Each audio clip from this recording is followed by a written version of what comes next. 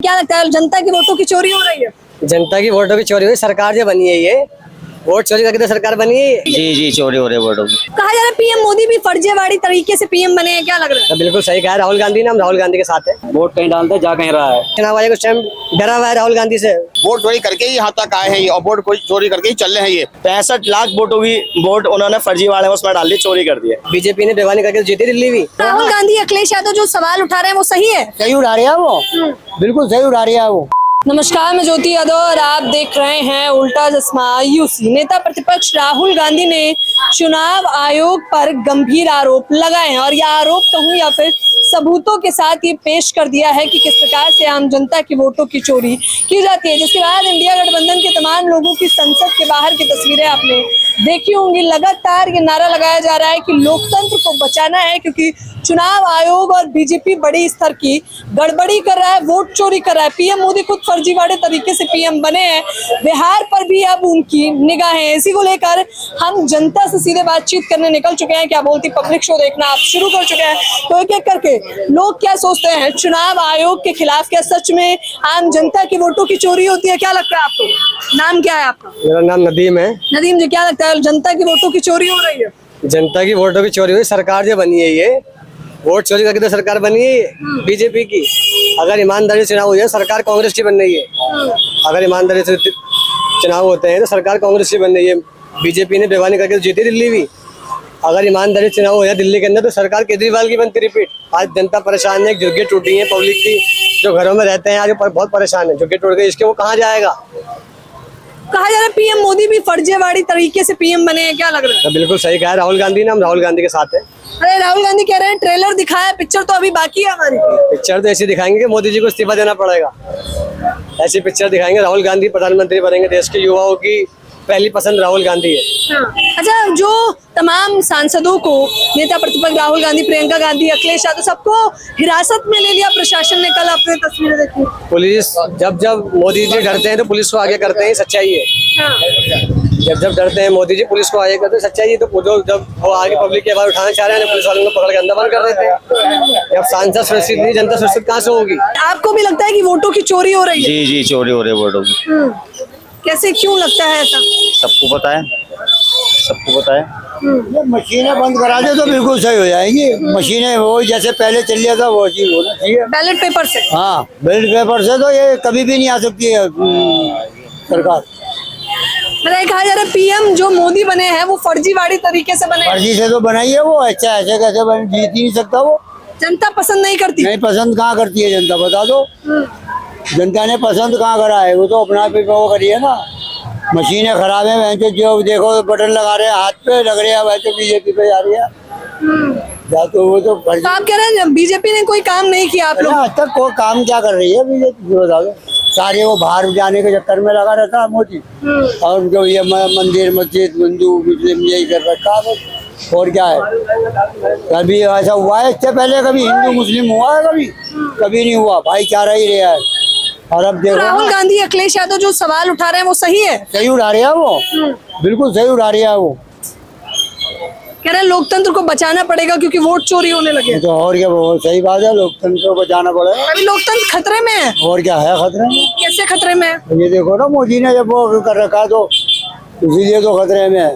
वो करा दे, ballot paper से करा दे, आज तक कोई भी देख लेंगे फिर हम।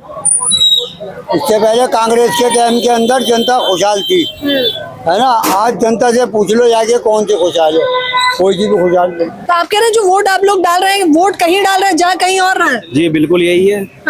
वोट कहीं डालते जा कहीं रहा है। ये मोदी जीत रहा है से जूत रहा बेईमानी से। वोट चोरी होती है। राहुल गांधी ने जिस प्रकार से, राहुल गांधी बेहद परेशान है। राहुल गांधी भी नेता प्रतिपक्ष कह रहे हैं राजनीति नहीं है लेकिन जनता का सबसे बड़ा अधिकार है ये। जी बिल्कुल, राहुल गांधी जी के साथ है हम। राहुल गांधी बहुत अच्छा काम कर रहे हैं और बहुत अच्छा मुद्दा उठा के चल रहे हैं इस टाइम। बहुत अच्छा काम अखिलेश यादव जी, बढ़िया मुद्दा। लेकिन सबको तो पुलिस ने उठा के ले गए, जेल में भर दिया। जब मोदी डरता है तो पुलिस को आगे करता है। कोई नई बात नहीं है। कोई नई बात नहीं है इसमें, ये चलता रहता है, करते रहता है मोदी पर। फर्जी केस लगाए थे उनके ऊपर, पुलिस से डराते हैं, फिर नेता चुप हो जाता है। क्या करेगा फिर उसके बाद? ये अभी राहुल गांधी ने एक मुद्दा उठाया था कि लीलावती के घर में 8 वोट है और 4 जने रहते हैं। अब बताओ ये 4 वोट कहाँ से आ गए? और एक्स्ट्रा। बताइए कि घर में 80-80 वोटर्स आ गए। राहुल गांधी ने निकाला है, ये चुनाव आयोग उस टाइम डरा हुआ है राहुल गांधी से।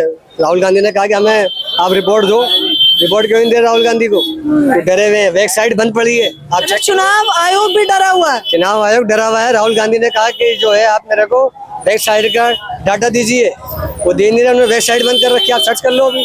राहुल गांधी ने पहला मुद्दा उठाया कि चौकीदार ही चोर है, सबसे पहले उसमें चौकीदार चोर है। फिर राहुल गांधी ने इस टाइम में ये भी कहा था कोरोना के लिए आप लोग ध्यान दो, कोरोना वायरस फैल रहा है, लेकिन उस पर ध्यान नहीं दिया।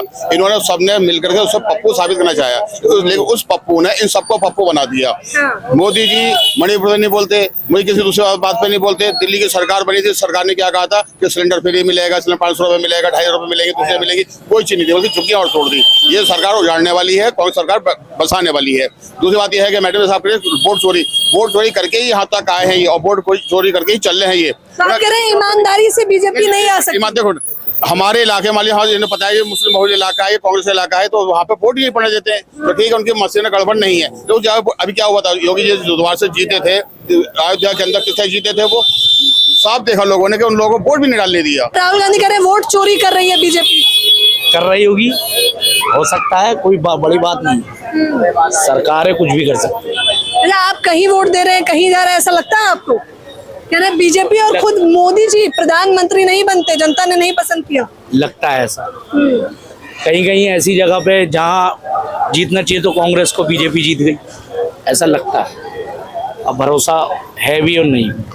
बताइए, तो आप लोग खुश नहीं है बीजेपी से? कुछ काम वगैरह किया या नहीं? हमारे खुश होने से कुछ कोई होगा? कहा जा रहा है लोकतंत्र पे खतरा मंडरा रहा है। बिल्कुल बिल्कुल बिल्कुल।